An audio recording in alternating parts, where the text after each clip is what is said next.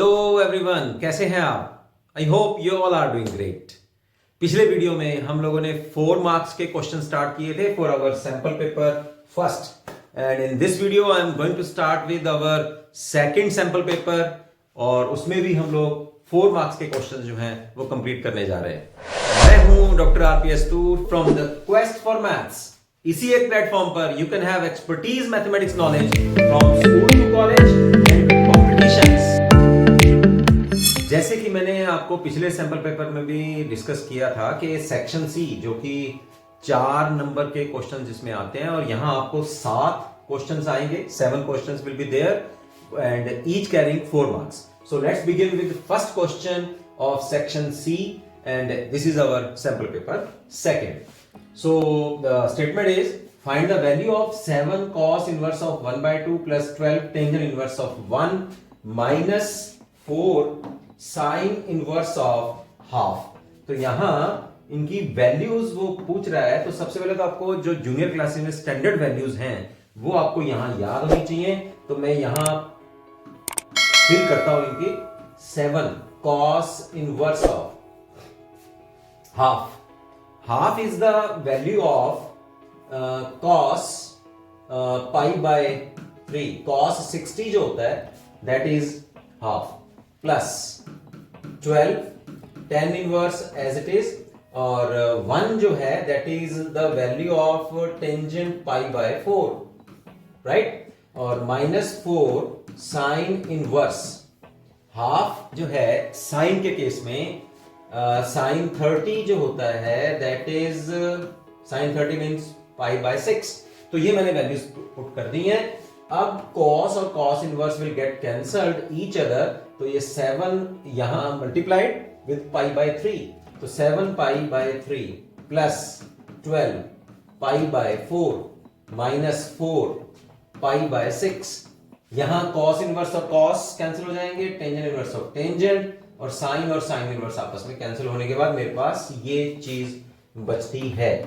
ठीक है, तो यहां मेरे पास इसको मैं इससे कैंसिल कर देता हूं, चलिए, और यहां 2 3, तो फाइनली मेरे पास बचता है यहां 7 पाई by 3 plus 3 pi by 1 minus 2 pi by 3। तो 3 एलसीएम ले लेते हैं हम लोग। This is 7 pi plus 9 pi minus 2 पाई, ये बचेगा 16, और 2 माइनस करेंगे तो हमारे पास 14 पाई by 3। So this is the answer of your 10th question, 14 pi by 3।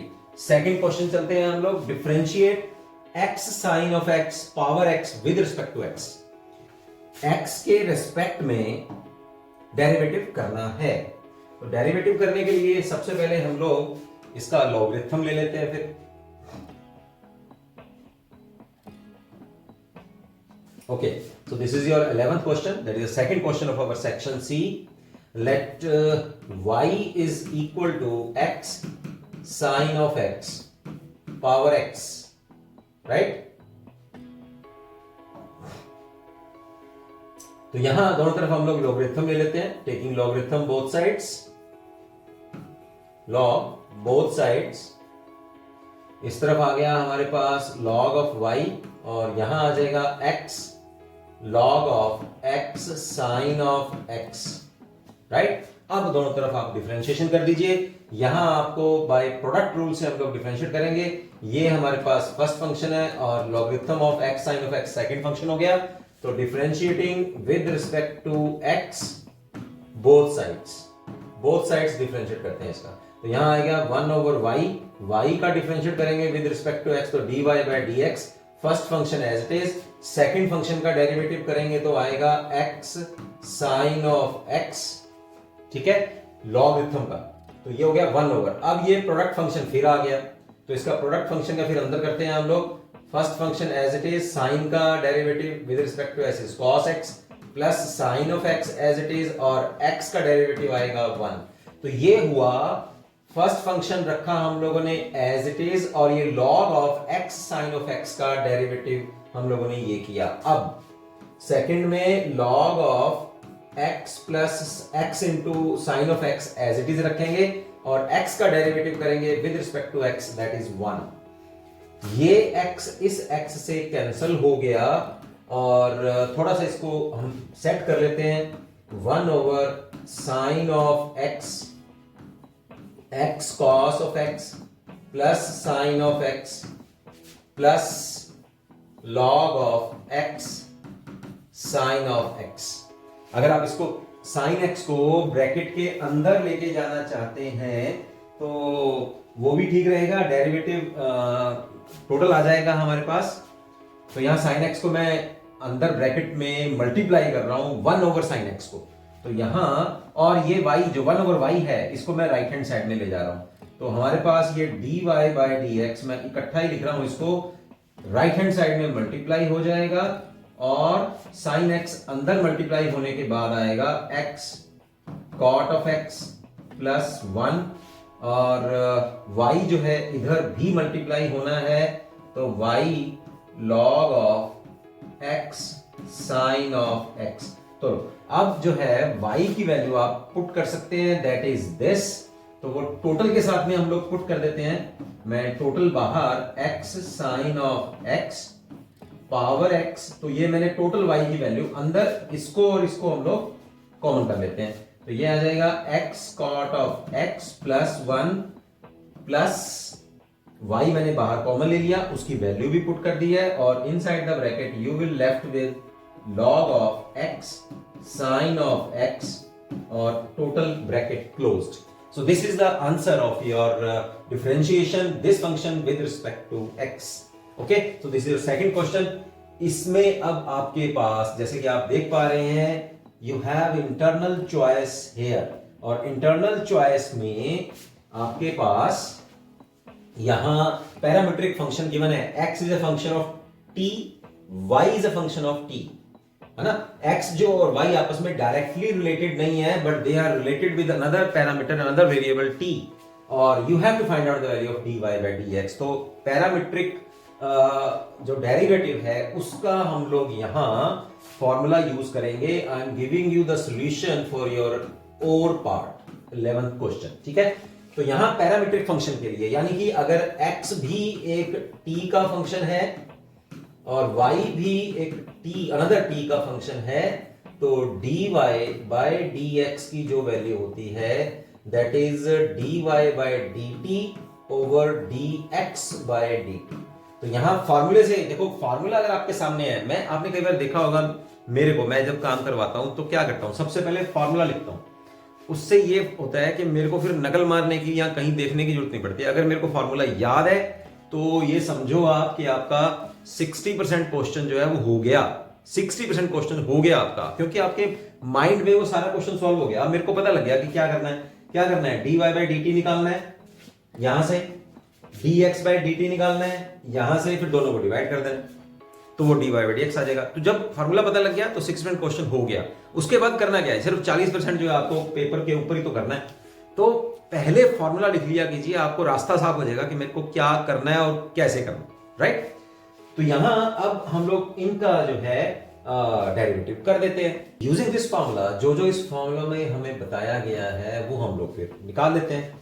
तो सबसे पहले dy/dt और dx/dt निकालते हैं। तो यहां हमें y क्या गिवन है, y गिवन है हमें a पावर है, this is the power a cos inverse of t, a की पावर गिवन है और उसका अंडर रूट है, ठीक है। y को हम लोग फिर सॉल्व करते हैं।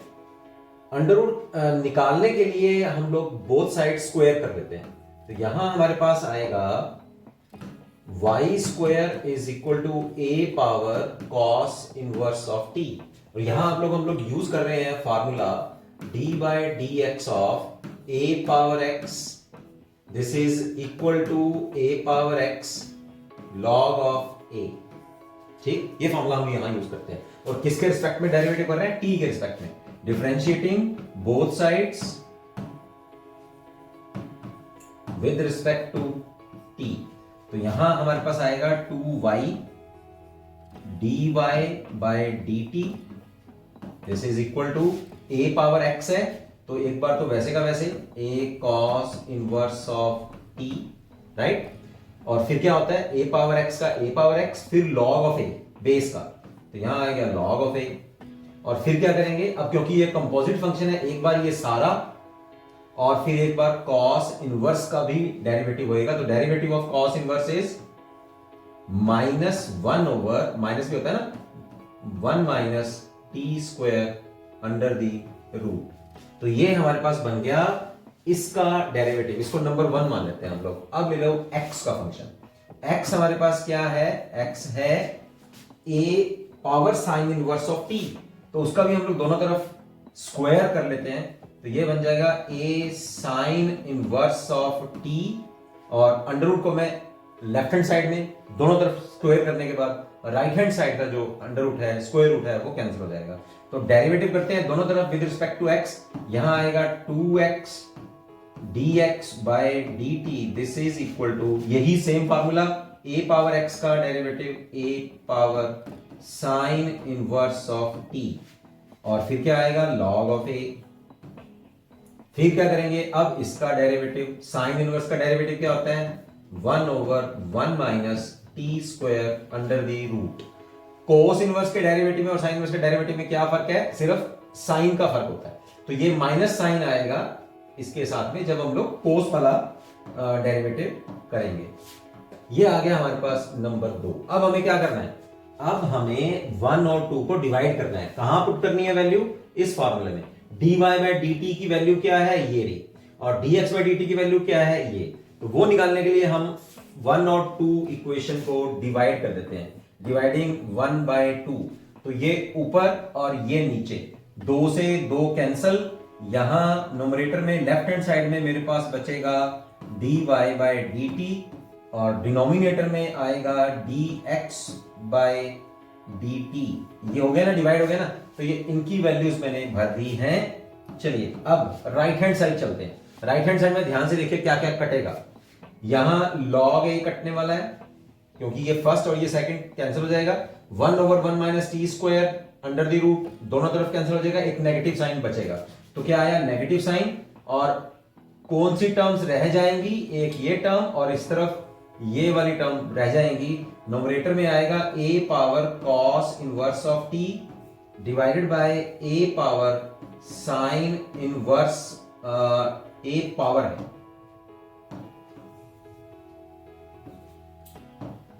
a power sine inverse of t। चलिए अब यहां चलते हैं।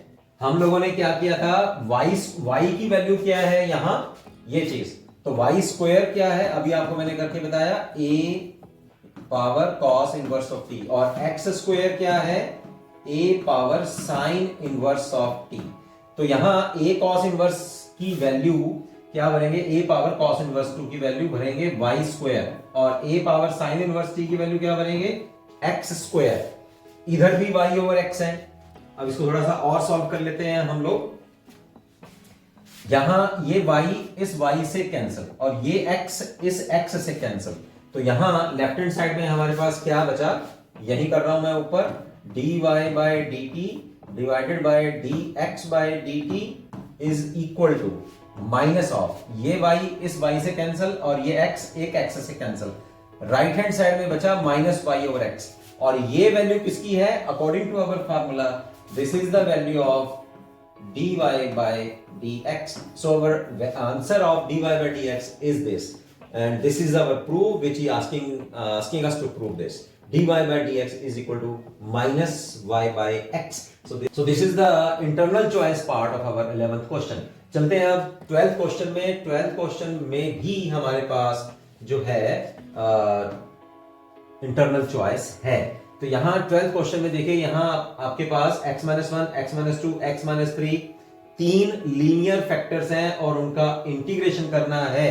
तो यहां देखते ही आपको पता लग गया होगा शायद कि यहां हमें पार्शियल फ्रैक्शंस का जो टॉपिक है वो हम लोग यहां यूज करेंगे। तो पार्शियल फ्रैक्शन वाले चैप्टर में अगर आपको अच्छी तरह से समझना है तो मैं यहां अपने इस वीडियो के डिस्क्रिप्शन बॉक्स में आपको मैं अपना इंटीग्रेशन का जो पूरा मेरा चैप्टर है उसमें जो वीडियोस मैंने करवाए हैं, आपको लेक्चर मैंने लिए हैं, उसका सारे लिंक्स मैं आपको डाल दूंगा। अच्छी तरह से आप पार्शियल फ्रैक्शंस का टॉपिक जो है वो कर लीजिए। तो उसमें डिटेल में मैंने क्या बताया कि जब आपके पास लीनियर फैक्टर्स आ जाते हैं तो आप तीन कांस्टेंट्स मानिए।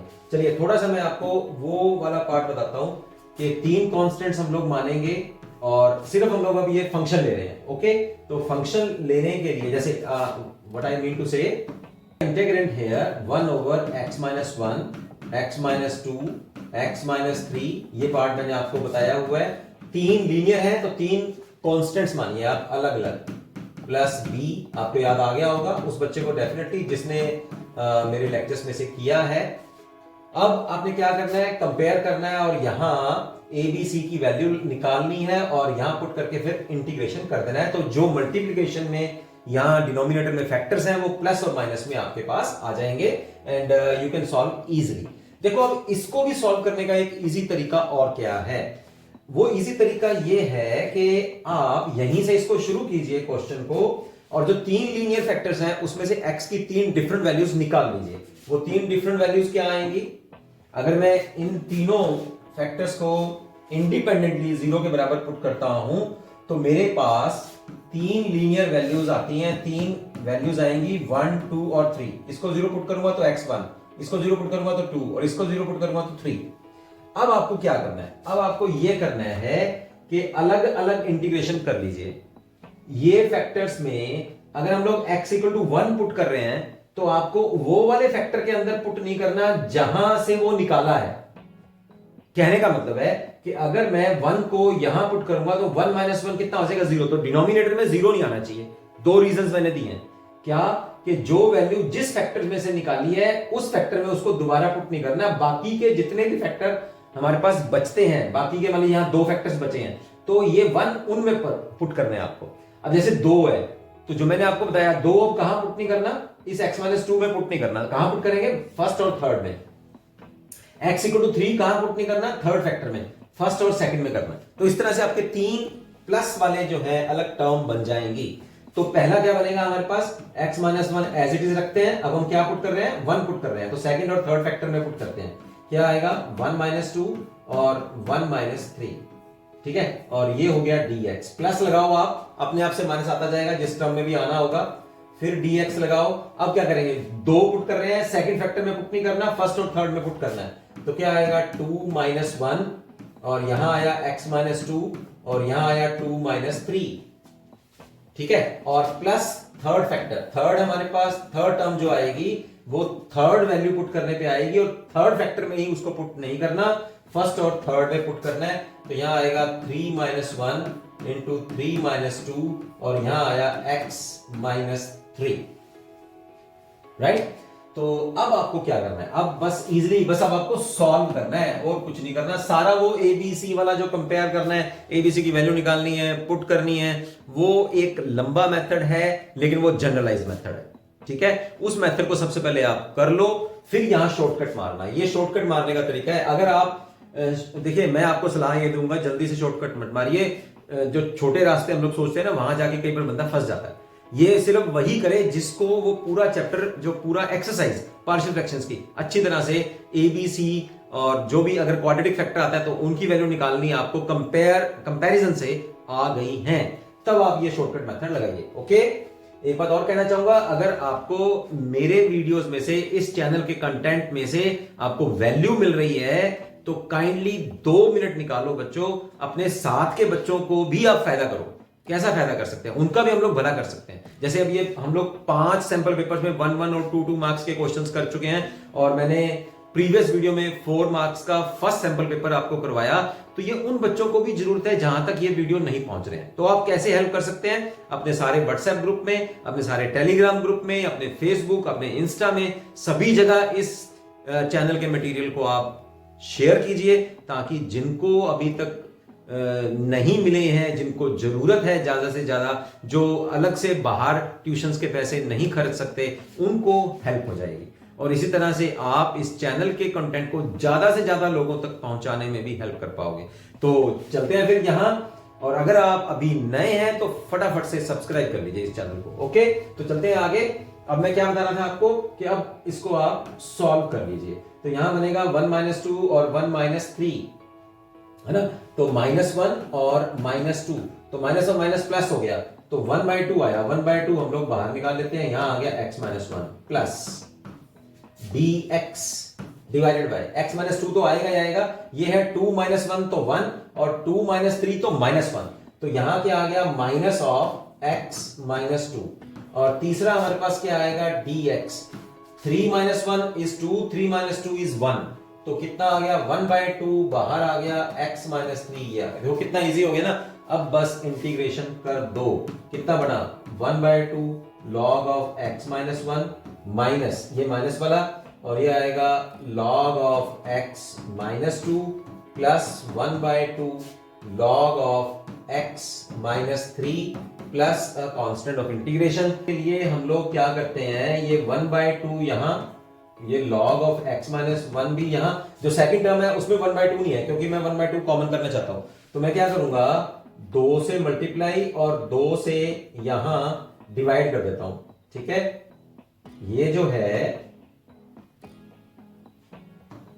2 से मल्टीप्लाई 2 से डिवाइड, तो जो मैंने 2 से डिवाइड किया वो तो वैसे रखते हैं, और जो तो 2 से मल्टीप्लाई किया वो इसकी पावर आ जाएगी, तो क्या आया log of x minus 2 square, और ये half as it is log of x minus 3 plus constant. अब फार्मूला कौन सा लगा रहे हैं हम लोग, दो फार्मूले मैं यहां यूज करूंगा, एक मैं यूज कर रहा हूं n log of m, this is equal to log of m power n, multiplication आगे पावर बन जाती है, और दूसरा फार्मूला क्या है, देखिए लॉगरिथम में 3 फार्मूले ज्यादा चलते हैं, ज्यादा इंपॉर्टेंट होते हैं, कि अगर मल्टीप्लाई है तो पावर आ जाएगी, अगर log n और log n आपस में जुड़े हुए हैं तो वो आगे यहां मल्टीप्लाई हो जाएंगे, और अगर सब्ट्रैक्शन है तो log m बाय n आ जाएगा। तो यहां देखिए, ये देखिए सब्ट्रैक्शन है तो ये डिवाइड हो जाएगा, और यहां ये प्लस है, प्लस साइन है तो मल्टीप्लाई हो जाएगा। बस ये फार्मूले आप लोग ध्यान रखिए, याद रखिए।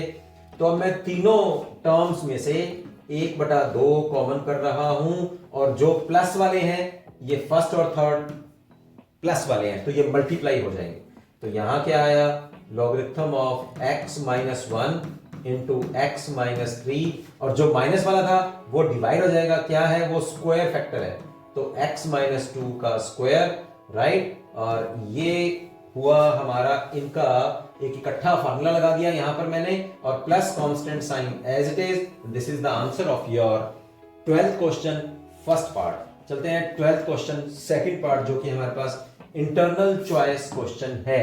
ये क्वेश्चन क्या है 1 to 5 x माइनस 3, तो x और 3 का आपस में रिलेशन है, तो यहां आप इसको 3 के फैक्टर्स में, हमारे पास क्या है प्रॉपर्टीज है, प्रॉपर्टीज क्या है कि यहां अगर आपके पास a to b fx dx है, तो आप इसको इन बिटवीन कितने ही टर्म्स में, कितने ही फैक्टर्स में आप इसको डिवाइड कर सकते हैं, कितनी ही लिमिट्स में आप इसको डिवाइड कर सकते हैं। a to c fx dx plus c to b fx dx, right. Here a is less than equal to c, c is less than or equal to b, a और b के बीच में एक limit और ले ली हम लोगों ने, c limit, right. तो इसमें हम लोग डिवाइड कर सकते हैं, तो यहां इसको भी आप x माइनस 3 के रिलेशन में लेते हुए, रिलेटिव में लेते हुए 1 to 5 जो लिमिट है उसको आप डिवाइड कर सकते हो। ये देखिए मैं अब इसको क्या कर रहा हूं, यहां डिवाइड कर रहा हूं 1 to 3 x minus 3 dx plus 3 to 5 x minus 3 into dx, right. अब 1 to 3 में देखते हैं कि ये फंक्शन है क्या। अब आपको मॉडुलस की डेफिनेशन मैंने प्रीवियस सैंपल पेपर जब हम लोग कर रहे थे उसमें भी मैंने आपको बताई थी, डेफिनेशन ऑफ x मॉडुलस। इसकी डेफिनेशन क्या होती है, दिस इज नॉट इंटीग्रेशन, तो x मॉडुलस की डेफिनेशन होती है x और minus x if x is greater than और equal to 0 and if x is less than 0। अगर यहां x 0 से बड़ा है तो वैल्यू पॉजिटिव आएगी, और अगर यहां x माइनस है तो माइनस x आएगा। अब हम लोग देखते हैं 1 to 3 में क्या है। फर्स्ट यहां देखते हैं 1 is less than or equal to x, x is less than or equal to 3, तो x माइनस 3 क्या आएगा फिर, x minus 3 is less than 0, तो यहां ये वाला जो अंदर टर्म है ये 0 से कम है, तो मॉडुलस के साइन के हिसाब से ये हमारे पास बन जाएगी 1 to 3 minus of x minus 3 into dx plus, अब 3 to 5 है, 3 is less than or equal to x, x is less than or equal to 5, तो x माइनस 3 जो है वो 0 से बड़ी होगी, तो ये इनसाइड द फंक्शन मॉडुलस के अंदर जो फंक्शन है वो पॉजिटिव है तो फिर 3 to 5 में क्या हो जाएगा, ये पॉजिटिव हो जाएगा dx, right, according to that definition. अब बस इसको आप लोगों को सॉल्व करना है, सॉल्व करके you will get your answer. तो फर्स्ट में हमारे पास ये आने वाला है, माइनस में बाहर ले रहा हूं, ये आएगा x स्क्वायर माइनस 3x और लिमिट पुट कर रहे हैं 1 to 3, और दूसरे में है x square by 2 minus 3x और लिमिट है 3 to 5। बस आप अब लिमिट पुट कर दीजिए, बाहर एक नेगेटिव साइन है and you will get your answer. यहां भी 2 आने वाला है और यहां भी 2 आएगा, that is your total answer as 4। So this is the internal choice part of our 12th question. ठीक है, 12th क्वेश्चन में मैंने दोनों पार्ट करवा दिया और इंटरनल चॉइस आपको इंटीग्रेशन में ही मिल रही है। देखिए एक पार्शियल फ्रैक्शन वर्ड, ये इंटरनल चॉइस कहां से आएगी, पूरा इंटीग्रेशन के चैप्टर में कहीं से भी आ सकते हैं। ये मत सोचिएगा कि पार्शियल फ्रैक्शन और डेफिनेट इंटीग्रल वाले टॉपिक में है ना, ऐसा नहीं है। हो सकता है पिछला देखो जो गवर्नमेंट पंजाब गवर्नमेंट के साइट के ऊपर जो पेपर रिकमेंड हुआ है, वहां जो इंटरनल चॉइस आई है वो भी इंटीग्रेशन के चैप्टर में आई है, लेकिन वो पार्शियल और डेफिनेट में नहीं है। वो ध्यान से देखिएगा किस में है, ठीक है। और मुझे कमेंट बॉक्स में कमेंट करिएगा कि आप को क्या लग रहा है और कहां से इंटरनल चॉइस आई है और कितना ज्यादा आप अवेयर है, ठीक है। तो 13th क्वेश्चन में चलते हैं। इसमें 13th क्वेश्चन है solve dy by dx plus y secant of x into tangent of x। so this is your linear differential equation, ठीक है। फटाफट से इसको करते हैं हम लोग। dy by dx plus secant of x into y this is equal to tangent of x। Compare करो इसको, dy by dx plus py is equal to q। तो इंटीग्रेटिंग फैक्टर क्या आएगा हमारे पास, integrating factor will be e power p dx integration. तो यहां p की वैल्यू कितनी है, secant x, और q की वैल्यू कितनी है, tangent x। तो यहां आएगा secant of x into dx। यहां आप इसका इंटीग्रेशन कर दीजिए। secant का इंटीग्रेशन जो होता है that is log of secant x plus tangent x, ठीक है। और e और log आपस में कैंसिल हो जाएंगे, तो आपके पास जो इंटीग्रेटिंग फैक्टर आया वो आया secant x plus tangent of x, right.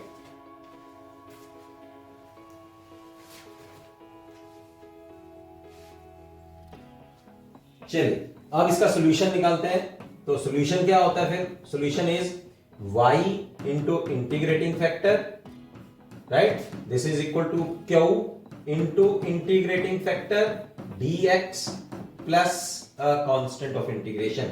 put the value here, y secant x plus tangent of x। यहां भी पुट करते हैं। q की वैल्यू क्या है हमारे पास, tangent of x, और ये है secant x plus tangent x dx plus a constant of integration। Left hand side as it is, right, और राइट हैंड साइड का हम लोग इंटीग्रेशन करते हैं। secant x tangent x का इंटीग्रेशन जो होता है दैट इज secant x, ठीक है, प्लस टेंजेंट स्क्वायर x का इंटीग्रेशन हम लोगों ने निकालना है। वो अभी आपको टेंजेंट स्क्वायर x है ना, तो उसको आप लोग ये बना लीजिए secant square x minus 1 into dx plus constant. मैंने क्या किया ध्यान से देखिए, टेंजेंट x और secant x को मल्टीप्लाई कर दिया, तो उसका जो है डायरेक्ट हमारे पास इंटीग्रेशन का फार्मूला होता है secant x टेंजेंट x का इंटीग्रेशन होता है secant x, और फिर टेंजेंट को यहां टेंजेंट से मल्टीप्लाई करेंगे तो आएगा टेंजेंट स्क्वायर। टेंजेंट स्क्वायर को हम लोग लिख लेंगे secant स्क्वायर x माइनस 1। अब इसका इंटीग्रेशन कर देते हैं, तो ये हो गया secant x, secant square x का इंटीग्रेशन होता है टेंजेंट x, और यहां माइनस x आ गया और plus a constant of integration आ गया। अब जो राइट हैंड साइड की टर्म है वो आप ये जो फैक्टर है इसको आप नीचे डिवाइड भी कर सकते हैं या एज इट इज इसको लिख सकते हैं। सो this is the required solution of the given differential equation. So this is your 13th question.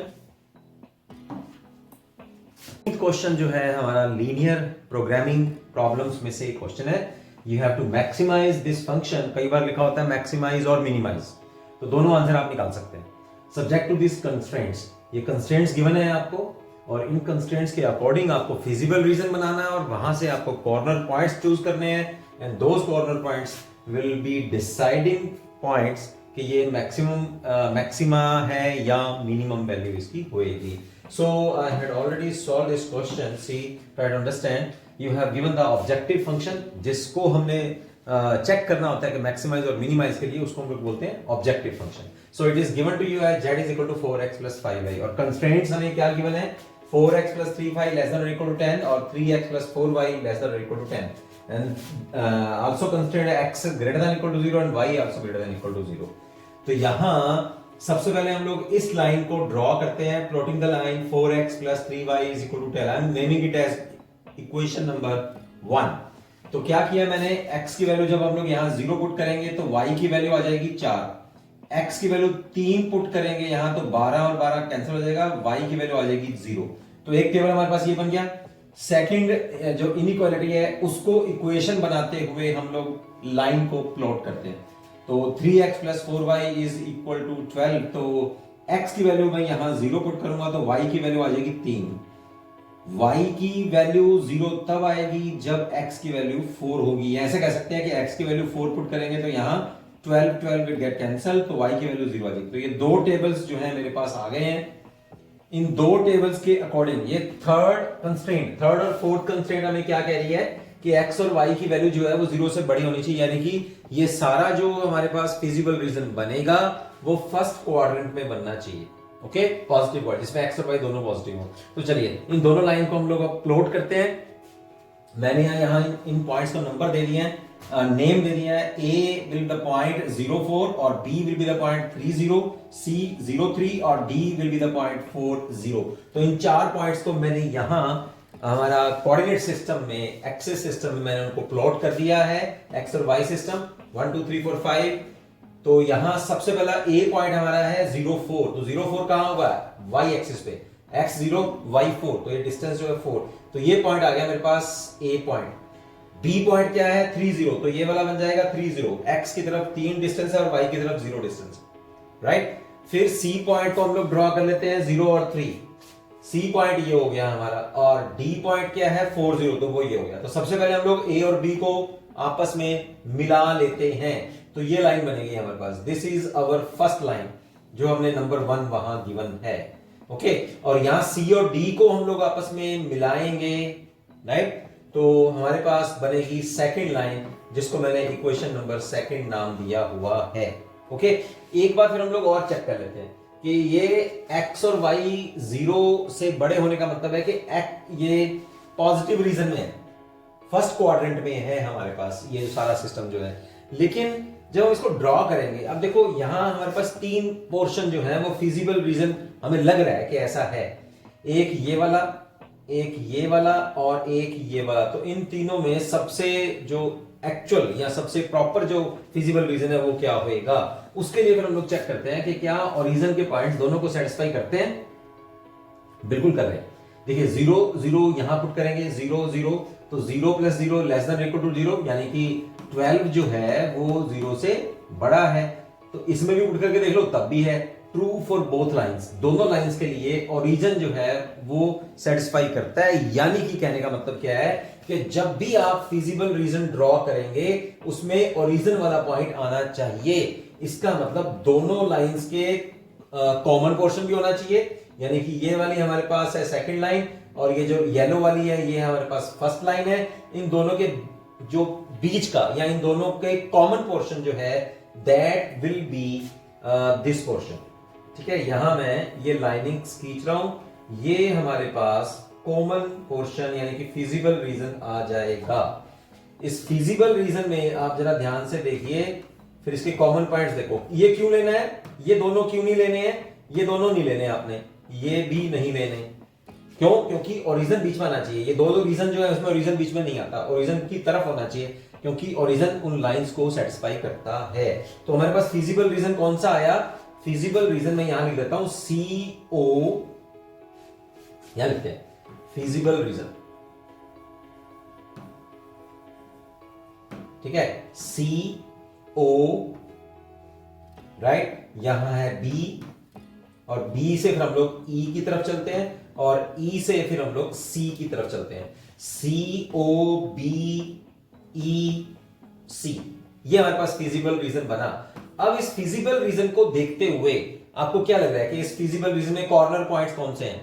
Corner points हमारे पास हैं, अच्छा एक बात फिर और आ गया, अब हमारे पास ई नहीं है ना, ई बीच में है। देखो हमारे पास सी पॉइंट भी है, ओ पॉइंट भी है, बी भी है, ठीक है, ई नहीं है।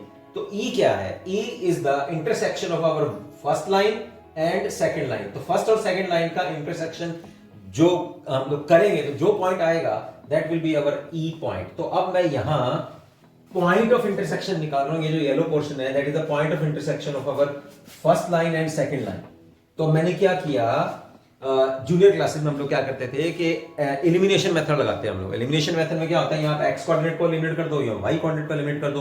तो यहाँ पहले हम लोग एक्स कोऑर्डिनेट को एलिमिनेट करते हैं, एक्स वेरिएबल को। तो फर्स्ट लाइन को देखिए ध्यान से, इसमें है 4x, सेकंड लाइन में देखिए 3x। तो x वाला जो कोफिशिएंट है इसको हम लोग बराबर कर लेते हैं। तो इसको मैंने फर्स्ट लाइन को 3 से मल्टीप्लाई किया और सेकंड लाइन को 4 से मल्टीप्लाई करते हैं। इसको 3 से मल्टीप्लाई करेंगे तो ये जगह 12x, इसको 4 से करेंगे तो 12x। तो x और x कोऑर्डिनेट बराबर हो गया। अब क्या करेंगे, दोनों को माइनस कर दो। तो 1 इंटू 3 माइनस 2 को 4 से मल्टीप्लाई करके जो इक्वेशन बनेगी उनको आपस में माइनस कर दिया, ठीक है। तो ये होगी हमारी फर्स्ट लाइन जो 3 से मल्टीप्लाई करने के बाद आई है, यहां 12, 9 और 36 ये आ गए। और सेकंड लाइन को हम लोग 4 से मल्टीप्लाई करते हैं, 12, 16 और 48, 12, 16 और 48। फर्स्ट लाइन में से सेकंड लाइन को माइनस कर दिया, minus minus and minus, 12x will get cancelled, 9y में से 16y माइनस जाएंगे तो माइनस 7y, 36 में से 48 माइनस करेंगे तो माइनस 12। तो y की वैल्यू हमारे पास क्या आ गई है, 12/7। 12/7 को आप इक्वेशन नंबर 1 में या इक्वेशन नंबर 2 में पुट कर दीजिए। तो मैंने 1 में पुट किया है, पुट करने के बाद you will get your x।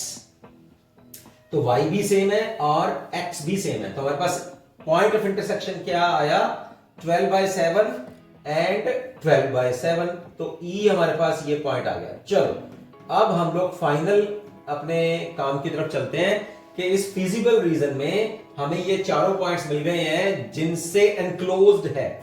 With in these corner points the region is enclosed. Enclosed मतलब उनके बीच में है। तो CO BE C, तो ये वाला रीजन है हमारे पास, इनको बोलते हैं हम लोग कॉर्नर पॉइंट्स। तो ये हमारे पास है ही। C क्या है 0,3, O क्या है 0,0 ओरिजिन, B क्या है 30 और E क्या है 12/7 और 12/7। अब इनके ऊपर आप ये ऑब्जेक्टिव फंक्शन को चेक कर लो। बस क्या करेंगे, पहले C पॉइंट को पुट कर लो, 0 को यहां ओरिजिन को पुट कर लो, फिर B पॉइंट को इनमें पुट कर दीजिए x और y की जगह पर, फिर E पॉइंट के कोऑर्डिनेट्स को यहां x और y की जगह पर पुट कर दीजिए आप x और y में। ओके, तो आपको कुछ वैल्यूज मिलेंगी। Let's have on the second page of this board, according to the shaded portion corner points are, जैसे मैंने अभी बताया आपको O, C, E और B। तो अब मैक्सिमाइज और मिनिमाइज हम लोग चेक करेंगे कि ऑब्जेक्टिव फंक्शन कौन से पॉइंट पे मैक्सिमम वैल्यू देता है और कौन से पॉइंट के ऊपर मिनिमम वैल्यू देता है। तो सबसे पहले आप इस ओरिजिन को पुट करिए इस गिवन ऑब्जेक्टिव फंक्शन में। ओके, तो 0 पुट करेंगे तो z की वैल्यू 0 आने वाली है। C पुट करते हैं यहां 0 और 3, तो 5 into 3 विल बी 15। अब 12/7 और 12/7 पुट करिए आप यहां, 4 into 12/7, 5 into 12/7 सॉल्व करेंगे तो 15.4 आ जाएगा। फिर अब पुट करते हैं हम लोग B 30, तो यहां 30 पुट करेंगे, 4 3 और 5 0 तो 12 आ जाएगा हमारे पास। अब इसमें आपके सामने ही है मिनिमम वैल्यू क्या है 0, किस पे है ओरिजिन पे, मैक्सिमम वैल्यू क्या है 15.4 और किसके ऊपर है 12/7, 12/7। This is your answer. Okay, so this is your 14th question. चलते हैं अब हम लोग 15, ये इंपॉर्टेंट है क्वेश्चन, 4 मार्क्स के क्वेश्चन में लीनियर प्रोग्रामिंग प्रॉब्लम के वाले चैप्टर में से ऐसा क्वेश्चन 100% आता है। तो ये समझिए कि जो मैंने क्वेश्चन आपको पिछले मॉडल टेस्ट पेपर में, फर्स्ट मॉडल टेस्ट पेपर में और सेकंड मॉडल टेस्ट पेपर में करवा दिया है, आने वाले मॉडल टेस्ट पेपर में भी करवाने वाला हूं, तो वो आप पक्का कर लीजिए उसको, ठीक है। और कोई भी अगर किसी बच्चे को भी प्रॉब्लम आ रही है तो उस प्रॉब्लम में जहां जाके आप अटक जाते हैं वहां उसकी पिक मेरे नंबर में डालिए। My WhatsApp number is in my description box. तो अपनी प्रॉब्लम के साथ में डिस्कस करिए, I will definitely reply for the sincere students, ठीक है। चलते हैं अब नेक्स्ट क्वेश्चन की ओर। नेक्स्ट क्वेश्चन में हमारे पास है 15th question. A bag contains 3 red 4 white balls. Bag 2 contains 7 red and 5 white balls. A bag third contains 6 red and 8 white balls. A bag is selected at random and a ball is drawn from it which is found to be red. Find the probability that it is drawn from bag 2. ठीक है, फिर दूसरे bag में से इसको हम लोग निकालेंगे, इसकी क्या प्रोबेबिलिटी है। 3 बैग्स हैं हमारे पास, पहले में टोटल कितनी है 7, दूसरे बैग में टोटल कितनी है 12 है, रेड और व्हाइट ही है सारे में, ठीक है, और तीसरे बैग में कितनी है 14, ठीक है 14। अब तीनों बैग्स में से एक बैग को रैंडमली सिलेक्ट किया गया है और एक बॉल रैंडमली बाहर निकाली गई है and which is found to be red, मतलब रैंडमली लाल आ गई, ठीक है, कुछ भी ball, a ball is drawn from it which is found to be red. Find the probability that it is drawn from, मतलब जो रेड बॉल हमने निकाली वो सेकंड बैग में से होगी, इसकी क्या प्रोबेबिलिटी है, ठीक है। तो इस क्वेश्चन को करते हैं। यहां 3 बैग्स लेने हैं। फर्स्ट बैग में मेरे पास क्या है इन 15 क्वेश्चन, फर्स्ट बैग में 3 रेड है और 4 व्हाइट बॉल्स हैं, टोटल हमारे पास 7 हैं। सेकंड बैग में 7 रेड है 5 व्हाइट है, तो टोटल 12 हुई, और फिर 6 रेड और 8 व्हाइट, तो 14 टोटल हो गए मेरे पास, ठीक है। तो ये 3 बैग्स हो गए। 3 इवेंट हम लोग मानते हैं। इवेंट ई इज के पहला बैग सिलेक्ट किया गया, इवेंट 2 इज बैग 2 सिलेक्ट किया गया, इवेंट 3 इज बैग 3 सिलेक्ट किया गया। अब तीनों की प्रोबेबिलिटी निकाल लेते हैं। Probability of first bag to be, first bag का सिलेक्शन हुआ है ना, बैग 1 इज सिलेक्टेड, तो प्रोबेबिलिटी क्या है, टोटल कितने हैं 3, और बैग 1 सिलेक्ट किया है तो 1/3, ठीक है। उसका जो फेवरेबल केस है, बैग 1 का तो फेवरेबल केस एक ही है ना, तो एक फेवरेबल केस और टोटल केस 3 है। सिमिलरली बैग 2 सिलेक्ट किया है तब भी एक फेवरेबल केस है और टोटल केस 3 है, तो 1/3। बैग थर्ड सिलेक्ट किया गया, उसकी प्रोबेबिलिटी क्या है 1/3। तो तीनों बैग्स की अलग अलग सिलेक्ट करने की जो सिलेक्शन की जो प्रोबेबिलिटी बनती है दैट इज 1/3, 1/3 एंड 1/3। अब एक इवेंट और लेते हैं हम लोग, इवेंट आर। दिस इज कि ये वो कह रहा है कि जो बॉल आपने सिलेक्ट करनी है वो रेड होनी चाहिए और वो सेकंड बैग में से होनी चाहिए। तो हम लोग मान लेते हैं कि आर ऐसा इवेंट है कि बॉल जो सिलेक्ट करी गई वो रेड होगी। चलिए अब रेड बॉल हम देखते हैं कि फर्स्ट बैग में से आई है ना। Probability of red ball to be selected from our bag 1।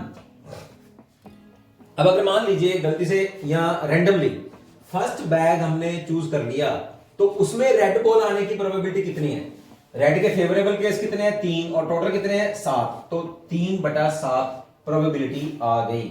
Probability of RE2 यानी कि रेड की प्रोबेबिलिटी फ्रॉम सेकंड बैग से, तो सेकंड बैग में रेड बॉल्स के फेवरेबल केस कितने हैं 7 और टोटल केस कितने हैं 12, तो 7/12। प्रोबेबिलिटी का फॉर्मूला याद है ना आपको, न्यूमरेटर में फेवरेबल केस कितने हैं उस इवेंट के फेवर में, और नीचे जो है टोटल केस होने चाहिए।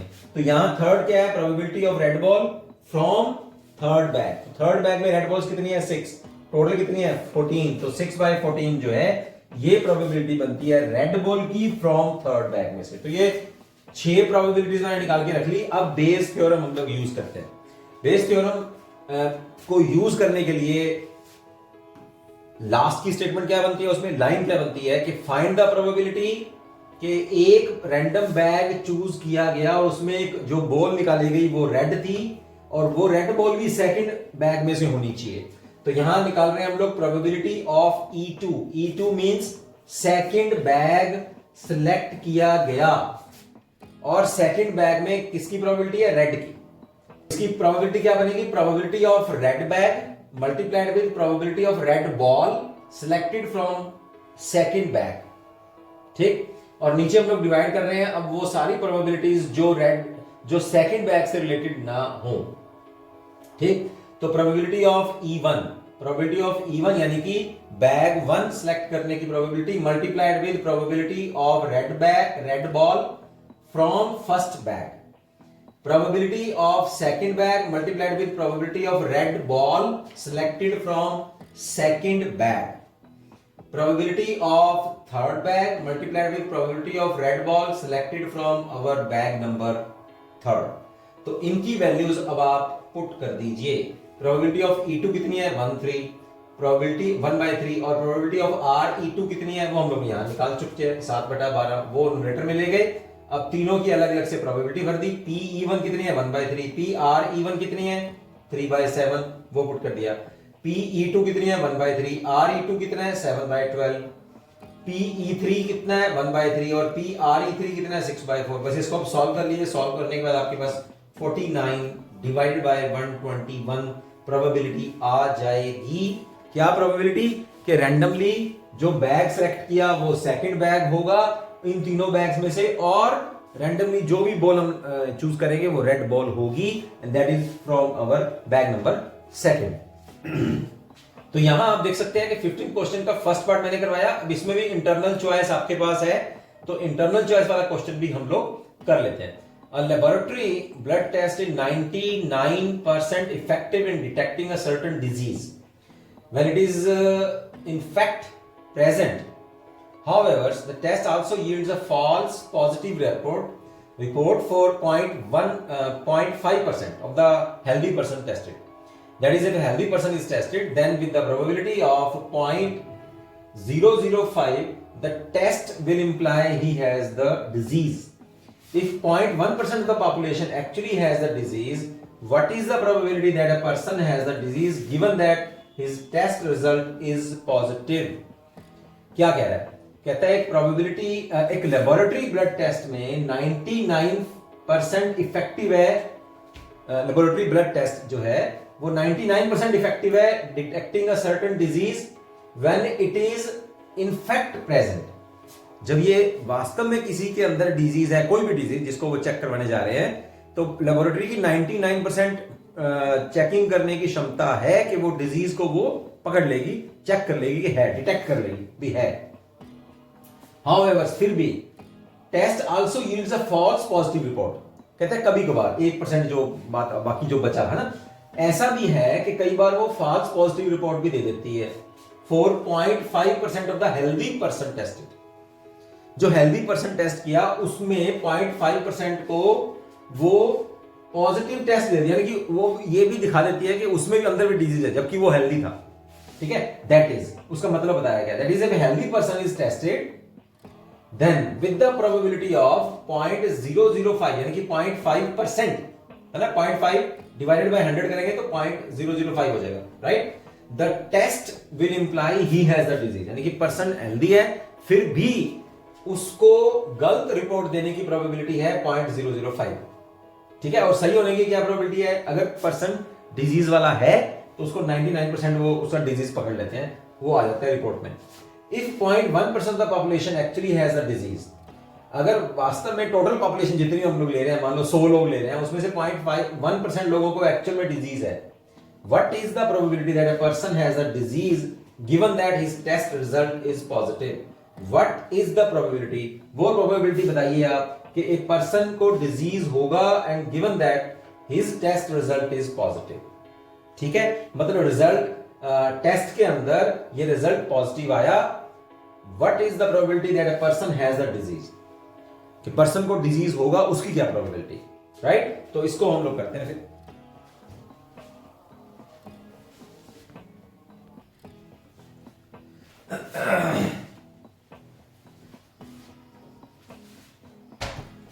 तो बच्चों इस क्वेश्चन को मैंने यहां सॉल्व किया है.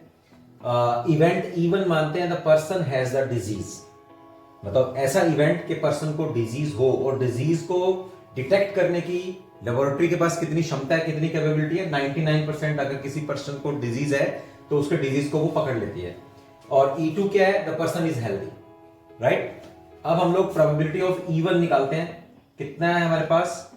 E1 यानी कि पर्सन को अगर डिजीज है तो उसकी प्रोबेबिलिटी बनती है 0.1. ये रहा, if 0.1% of the population actually has the disease, और ये 99% तो उसकी इफेक्टिवनेस है, लेकिन डिजीज है कितना? 0.1% ऑफ द पॉपुलेशन.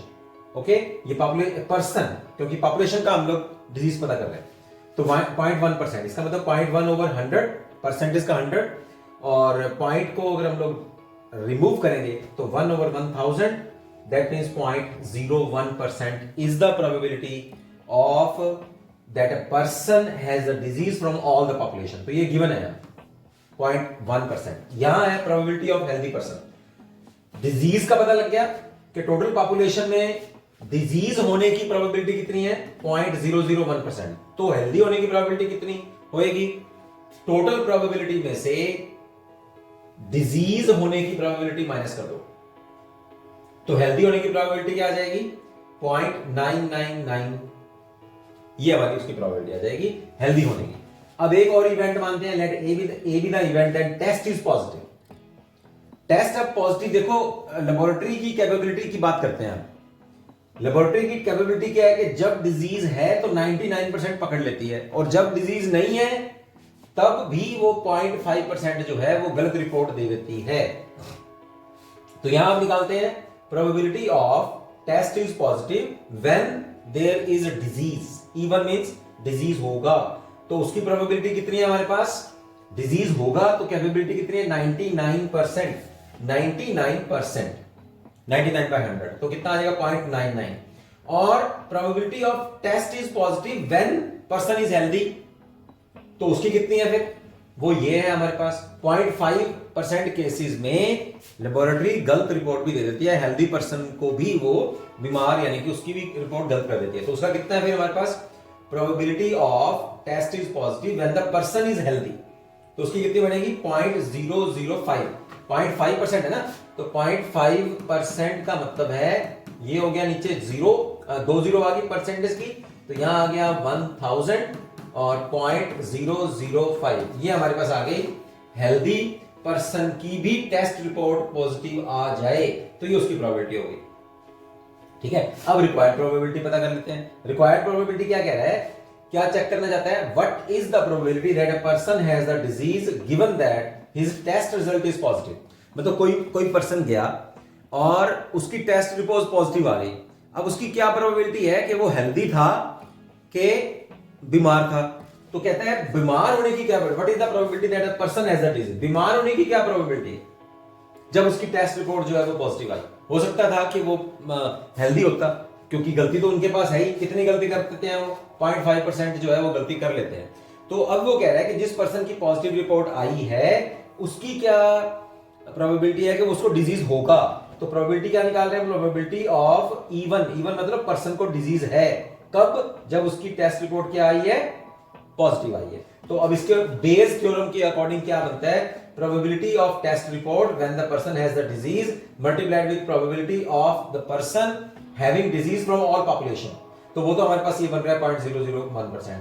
नीचे भी इसी से ऐड कर रहे हैं, probability of test report is positive when the person has disease and the probability of the person having disease from all population plus probability of test report is positive when person is healthy, E2 is healthy and this is the probability of healthy person. बस ये total values अब यहां भर देते हैं। PAE1 कितना है 0.99, PE1 कितना है 0.001, यहां भी बिल्कुल सेम वैल्यू यहां आ गई। और PAE2 कितना है? AE2 का मतलब टेस्ट रिपोर्ट पॉजिटिव आई है, पर्सन हेल्दी है। ठीक है, तो वो यहां आ गया 0.005% और ये है PE2 कितना है 0.999%। इसको सॉल्व कर लीजिए, सॉल्व करने के बाद आपके पास आएगा 22/133, डिवाइड करेंगे तो 0.16541। सो दिस इज द प्रोबेबिलिटी कि पर्सन जब टेस्ट रिपोर्ट चेक कराने गया उसकी टेस्ट रिजल्ट पॉजिटिव आई, तो प्रोबेबिलिटी क्या है कि उसको डिजीज होगा। ये प्रोबेबिलिटी है कि जब उसकी टेस्ट रिपोर्ट पॉजिटिव आई उसको डिजीज होगा। अच्छा, ये अब यहां से चेंज कर सकता है कि what is the probability that a person is healthy, disease की जगह healthy, given that his test result is positive, है ना? टेस्ट रिजल्ट भी पॉजिटिव आ गया, अब उसकी प्रोबेबिलिटी क्या है कि पर्सन हेल्दी था और लेबोरेटरी ने गलती कर दी उसकी रिपोर्ट निकालने में। तो क्या करेंगे, ये डिजीज वाले को अगर हेल्दी की आपको निकालनी है तो 1 माइनस 0.1654 को माइनस कर दीजिए 1 में से। टेस्ट रिपोर्ट तो पॉजिटिव आ गई लेकिन पर्सन फिर भी हेल्दी था, राइट? चलिए लास्ट क्वेश्चन की ओर चलते हैं। You have to find out the value of X matrix and Y matrix. दो मैट्रिक्स का जोड़ गिवन है हमें 7025 और दो मैट्रिक्स का सब्ट्रैक्शन गिवन है 3003। मैट्रिसेस।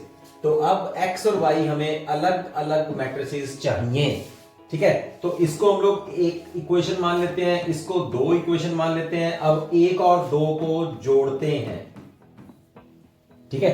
तो यहां आ जाएगा x प्लस वाई और x माइनस वाई, जोड़ रहे हैं, ठीक है। जोड़ने के बाद इधर मैट्रिक्सेस जुड़ जाएंगी, 2 5 प्लस 3 0 0 3, राइट। तो यहां आ गया हमारे पास 2x, ये कट जाएगा आपस में और मैट्रिक्स का कॉरस्पॉन्डिंग एलिमेंट आपस में जुड़ जाएंगे।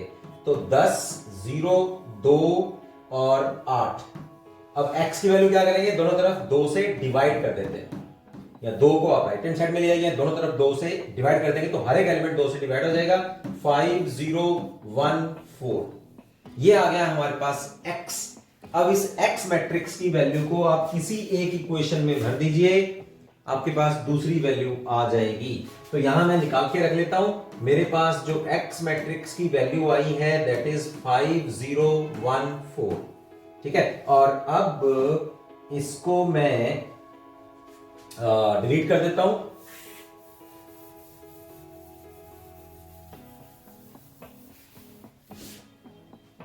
चलिए अब हम एक x की मैट्रिक्स जो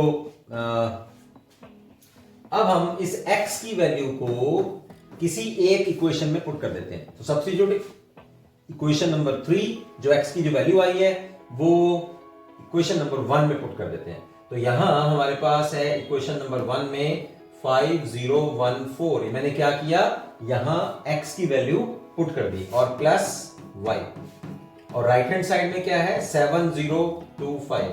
अब y की वैल्यू निकालने के लिए इस मैट्रिक्स को हम लोग राइट हैंड साइड में ले जाते हैं। तो ये आएगा 7 0 2 5 माइनस, वेरी इजी क्वेश्चन, 5 0 1 4। तो अब माइनस कर दीजिए हर एक कॉरस्पॉन्डिंग एलिमेंट को। 7 माइनस 5 कितना आ गया, 2 0 माइनस 0 0 2 माइनस 1 1 5 माइनस 4 1। तो ये आ गई हमारे पास y की वैल्यू।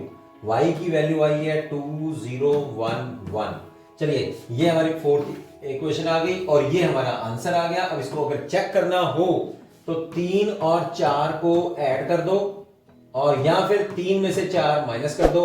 4, ये 3 और 4 को ऐड करोगे तो ये आना चाहिए, चेक करके देखो। x प्लस वाई करेंगे, 5 और 2 7, 0 और 0, 1 और 1 2 और 4 और 1 5, ये आ गया।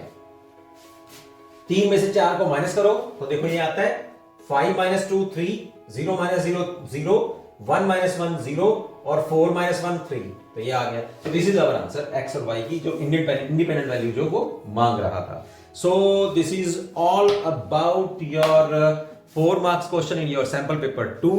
इनको बच्चों अच्छी तरह से आप कर लीजिए। कोई प्रॉब्लम आती है तो डेफिनेटली आप उसकी पिक भेजिए मुझे कि कहां आप अटक गए हैं, कहां आपको प्रॉब्लम आ रही है। इसके साथ के सिबलिंग क्वेश्चंस भी आप करिए और मेरे साथ में इंटरेक्टिव मोड में रहिए। मिलते हैं फिर टेस्ट पेपर 3 में, जिसमें आपको अगेन मैं 4 मार्क्स के जो क्वेश्चन आते हैं, 4 मार्क्स क्वेश्चंस, वो मैं आपको करवाने जा रहा हूं। सी यू, बाय बाय।